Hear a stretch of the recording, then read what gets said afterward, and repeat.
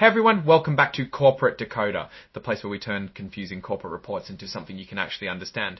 Today we're cracking open ENDRA Life Sciences' latest 10Q filing. It's a bit of a roller coaster, so buckle up, it's not always pretty.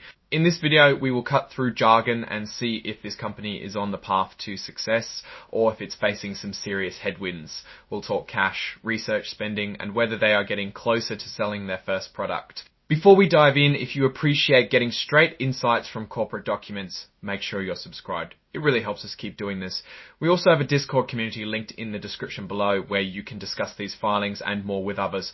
First, let's understand what ENDRA Life Sciences actually does. In short, they're trying to create a new way to see inside your body without using harmful radiation, like X-rays. They're developing a technology to diagnose and treat medical conditions using sound and heat called thermoacoustic enhanced ultrasound, or TAS for short.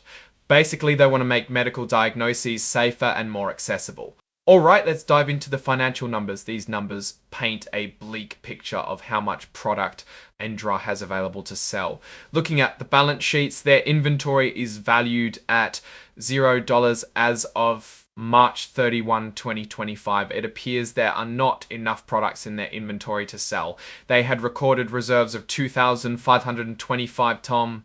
It appears there are not enough products in their inventory to sell. They had recorded reserves of 2,525. It appears there are not enough products in their inventory to sell. They had recorded reserves of 2,525. It appears they are not expected to be sold. Moving on to the assets that the company owns, we can see that their fixed assets are fairly low at just 72,775 fixed assets are physical things such as buildings and equipment. Compared to the end of the year in December, these numbers did not move by much. This does tell us they are not spending a lot of money to acquire equipment. Now let's talk about how the company performed during the first 3 months of the year. One key thing to remember is that the company has yet to generate any sales, so we can see that the operating expenses make up the bulk of the losses. Research and development expenses, which are the costs of experimenting and creating the TAUS system, were $528,600 and only $1, and general and administrative expenses or operating costs were about $871,606. In total, we can see the company lost about 1,036,330 upset. The company has yet to generate any punter 6. Which are the costs of experimenting and creating the TAUS system were $528,630 expenses, about $68,991 and general and $1,635. We also had sales and marketing expenses of about $68,919 and creating extensive expenses or operating costs were about $800 on administrative expenses or operating costs were about $71,660. Here is a key indicator, the net loss per share, which tells us how much money the company lost for each share of stock. Shows a loss of 1.86. It's important to note that the company had a reverse stock split, which reduces the number of shares that are outstanding and makes this loss seem lower compared to last year. What a reverse split does is make each share worth more, but it doesn't actually change the company's value.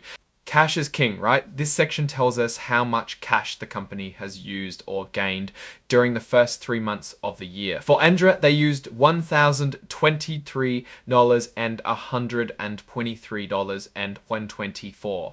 This means that ENDRA is using less cash, which could indicate they are managing their spending. So after looking at where cash came and went, let's look at their cash total at the end of March. The amount of cash the company has to its name is $2,064,874. This number is down from $3,874.6 It's Mati Forsen Bollich mind.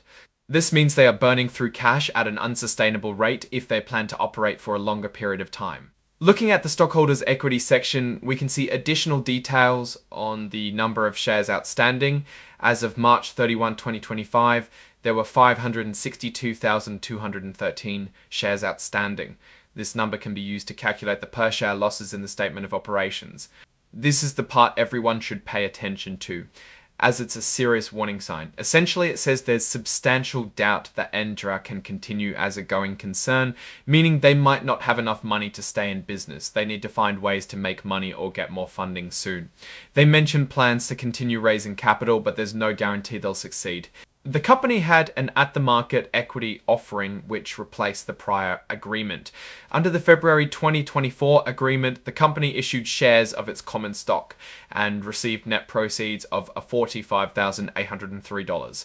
The at-the-market offering is used to raise additional capital and shows the company is trying to stay afloat. There was also a reverse stock split, basically reducing the number of shares to increase the stock price. That move is generally a last resort for a company before it gets delisted. What a reverse split does is make each share worth more, but it doesn't actually change the company's value. This is usually done to raise the price of a company's stock to avoid being removed from the stock exchange. Here we see how many stock options employees have and how much restricted stock has been issued. This section talks about the 2016 Omnibus Incentive Plan, basically a way to give employees and consultants stock-based rewards. The plan allows the company to issue stock options to the awarded recipient. This plan had 179,071 shares available as of January 1, 2025. Taking a look at the numbers, we can see what is going on with ENDRA and their employees. There were only 275 options outstanding at March 31, 2025, with an exercise price of $30.0873. So there is not much movement with employees and their vesting of stock.